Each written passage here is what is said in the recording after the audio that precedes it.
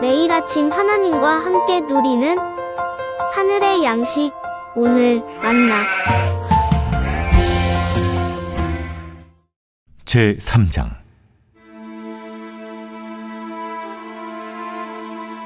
화 있을 진저 피의 성이여, 그 안에는 거짓이 가득하고 포악이 가득하며 탈취가 떠나지 아니하는도다. 휙휙하는 채찍 소리, 윙윙하는 병거 바퀴 소리, 뛰는 말, 달리는 병거, 충돌하는 기병, 번쩍이는 칼, 번개 같은 창, 죽임당한 자의 때, 죽음의 큰 무더기. 무수한 시체여, 사람이 그 시체에 걸려 넘어지니 이는 마술에 능숙한 미모의 음녀가 많은 음행을 함이라. 그가 그의 음행으로 여러 나라를 미혹하고 그의 마술로 여러 족속을 미혹하느니라. 보라, 내가 네게 말하노니 만군의 여호와의 말씀에 내 치마를 걷어올려 내 얼굴에 이르게 하고 내 벌거벗은 것을 나라들에게 보이며 내 부끄러운 것을 문민족에게 보일 것이요, 내가 또 가증하고 더러운 것들을 네 위에 던져 능욕하여 너를 구경거리가 되게 하리니, 그때 너를 보는 자가 다 내게서 도망하며 이르기를, 니느웨가 황폐하였도다. 누가 그것을 위하여 애곡하며 내가 어디서 너를 위로할 자를 구하리요 하리라. 내가 어찌 노아몬보다 낫겠느냐. 그는 강들 사이에 있으므로 물이 툴렸으니 바다가 성루가 되었고 바다가 방어벽이 되었으며 구스와 애굽은 그의 힘이 강하여 끝이 없었고 붓과 루빔이 그를 돕는 자가 되었으나 그가 포로가 되어 사로잡혀갔고 그의 어린 아이들은 길 모퉁이에 메어침을 당하여 부서졌으며 그의 존귀한 자들은 제비 뽑혀 나뉘었고 그의 모든 권세자들은 사슬에 결박되었나니 너도 술에 취하여 숨으리라. 너도 원수들 때문에 피난처를 찾으리라. 내 모든 산성은 무화과 나무의 처음 익은 열매가 흔들기만 하면 먹는 자의 입에 떨어짐과 같으리라. 내 가운데 장정들은 여인 같고 내 땅의 성문들은 내 원수 앞에 넓게 열리고 빗장들은 불에 타도다. 너는 물을 길어 에워싸일 것을 대비하며 너의 산성들을 견고하게 하며 진흙에 들어가서 흙을 밟아 벽돌 가마를 수리하라. 거기서 불이 너를 삼키며 칼이 너를 베기를 느치가 먹는 것 같이 하리라. 내가 느치같이 스스로 많게 할지어다. 내가 메뚜기같이 스스로 많게 할지어다.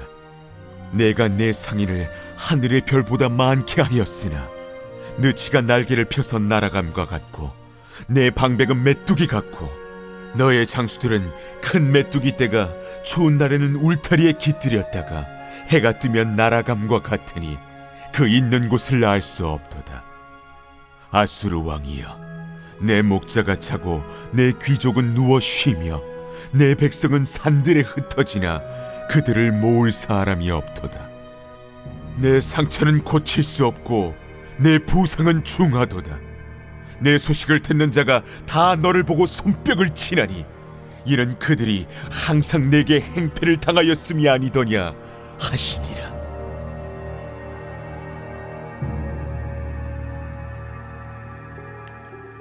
오늘 본문에 보면 하나님께서는 니느웨를 피의 성이라고 부르십니다. 니느웨는 여러 나라를 침략하며 강대국의 입지를 다져왔지만 그 안에는 전쟁 소리와 시체 무더기가 가득했기 때문이죠. 결국 피 흘림으로 완성된 도시가 바로 이 니느웨였던 것입니다. 그래서 하나님은 그런 니느웨를 향해서 1절에 이렇게 말씀합니다. 화 있을진저 피의 성이여, 그 안에는 거짓이 가득하고 포악이 가득하며 탈취가 떠나지 아니하는도다. 그리고 이어서 2절과 3절에 보면 그 도시 안에 있었던 참상을 우리는 보게 됩니다. 채찍 소리, 병거 바퀴 소리, 말 달리는 소리, 기병, 칼, 죽임당한 자들, 무수한 시체, 그리고 그 시체에 걸려 넘어지는 장면들. 결국 하나님은 이러한 니느웨를 가만히 놔두실 수가 없었던 거죠. 그래서 5절과 6절에 보시면은 이렇게 이야기합니다. 보라, 내가 네게 말하노니 만군의 여호와의 말씀에 내 치마를 걷어올려 내 얼굴에 이르게 하고 내 벌거벗은 것을 나라들에게 보이며 내 부끄러운 것을 문 민족에게 보일 것이요 내가 또 가증하고 더러운 것들을 내 위에 던져 능욕하여 너를 구경거리가 되게 하리니. 니느웨의 부끄러운 모습을 모든 민족에게 보이시고 그들을 구경거리가 되게 만드신다라는 하나님의 경고의 메시지였던 겁니다. 그러면서 니느웨를 이렇게 심판하셔야만 했었던 이유에 대해 4절에 이렇게 이야기합니다. 이는 마술에 능숙한 미모에 음녀가 많은 음행을 함이라.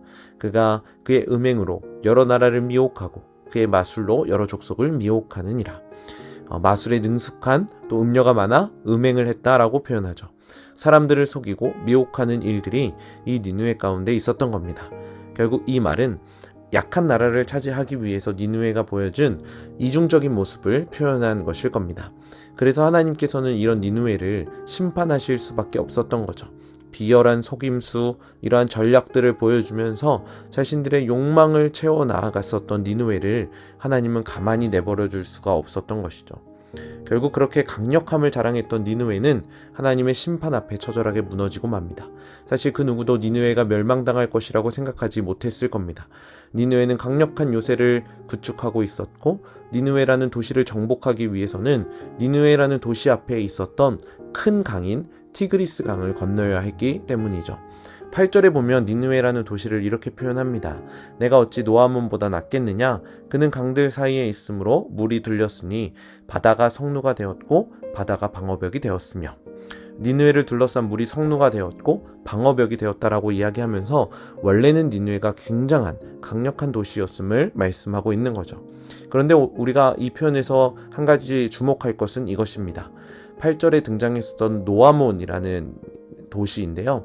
이 노아몬은 원래 애굽에 있던 도시였습니다. 특히 아몬은 애굽에서 섬기던 우상의 이름이었는데 니느웨를 가리키면서 노아몬과 비교하는 것입니다. 애굽의 아몬이라는 우상을 섬겼던 노아몬보다 결코 나을 것이 없는 니느웨. 그 니느웨 역시 우상을 섬기고 있었고 우상을 의지했었던 어리석음을 하나님은 지적하고 있는 것이죠. 애굽의 노아몬이 결국에는 멸망당했었던 것처럼 니느웨도 멸망당하게 될 것이라는 겁니다. 그리고 또 8절 이하에 나오는 말씀이 니느웨의 멸망과 관련된 이미지를 우리에게 알려주고 있습니다. 포로가 되어 사로잡혀 가기도 했고 어린 아이들이 처참하게 당하는 모습도 있었고 특히 15절에 보면 이렇게 이야기를 합니다. 거기서 불이 너를 삼키며 칼이 너를 베기를 느치가 먹는 것 같이 하리라. 내가 느치같이 스스로 많게 할지어다. 내가 메뚜기같이 스스로 많게 할지어다. 여기에 나오는 느치는 딱정벌레 같은 연약한 곤충을 가리킵니다. 연약한 곤충에 의해서 먹히는 것처럼 속수무책으로 멸망당할 수밖에 없는 이 니느웨의 모습을 표현하는 것이죠. 우리는 이쯤에서 요나서에 나온 니느웨를 향한 경고의 메시지를 기억할 필요가 있습니다. 하나님은 나훔서가 쓰여지기 약 100여 년 전에 이미 니느웨라는 도시를 향해 경고하셨었습니다. 니느웨에 악독이 가득했기 때문에 그 악독을 지적하며 회개하라라고 요나를 보내셨던 것이죠. 물론 처음에 니느웨는 회개했지만 그 회개가 오래가지 못했습니다. 요나가 전한 경고의 메시지가 전해진 100여 년 뒤에 그 니느웨의 모습을 볼 때에 여전히 악한 모습으로 살아가고 있었던 것이죠. 그래서 오늘 본문 마지막에 보면 이러한 문구들을 통해서 니느웨의 악독이 얼마나 심했는지 생각해 보게 되는 겁니다. 19절입니다. 내 상처는 고칠 수 없고 내 부상은 중하도다. 내 소식을 듣는 자가 다 너를 보고 손뼉을 치나니 이는 그들이 항상 내게 행패를 당하였음이 아니더냐 하시니라. 하나님은 분명히 경고하셨는데 니느웨에 있는 상처는 고칠 수 없었고 부상은 중하다라고 표현하죠. 그리고 그런 니느웨의 모습을 보고 모든 사람들이 기뻐하며 조롱합니다. 그리고 그렇게 하는 이유는 니느웨가 회개하지 못했고 계속해서 행패를 부렸기 때문이죠. 아마 여기에 나오는 행패가 하나님이 요나를 통해 경고하셨던 악독의 모습이었을 것입니다. 하나님은 니느웨 백성들에게 충분한 기회를 주셨습니다. 하나님은 분명히 니느웨에 있는 백성들을 요나가 박넝쿨을 아끼듯이 사랑한다라고 하셨는데 니느웨는 그 사랑을 잊었던 것이죠. 오늘 우리 살아가는 삶을 통해서 이러한 하나님의 사랑을 다시 한 번 더 기억하길 소망합니다. 하나님은 우리를 사랑하셔서 사랑의 음성을 들려주시기도 하고, 때로는 너무나 사랑하셔서 잘못된 길로 가고 있는 우리에게 경고의 메시지를 보낼 때도 있습니다. 우리가 살아가면서 깨어 있어야 하는 이유는 이러한 하나님의 메시지를 분별하기 위함이라는 거죠. 오늘 하루가 더욱 깨어있는 하루가 되길 간절히 소망합니다. 우리에게 계속해서 말씀하시는 하나님의 이러한 음성에 귀 기울이셔서 우리를 가장 좋은 길로 인도하시는 하나님께 순종하시고, 우리에게 다시 한 번 더 기회를 주시는 그 하나님의 기회를 은혜로 고백하시는 우리 성남제일의 모든 성도님들 되시길 주님의 이름으로 간절히 축복합니다.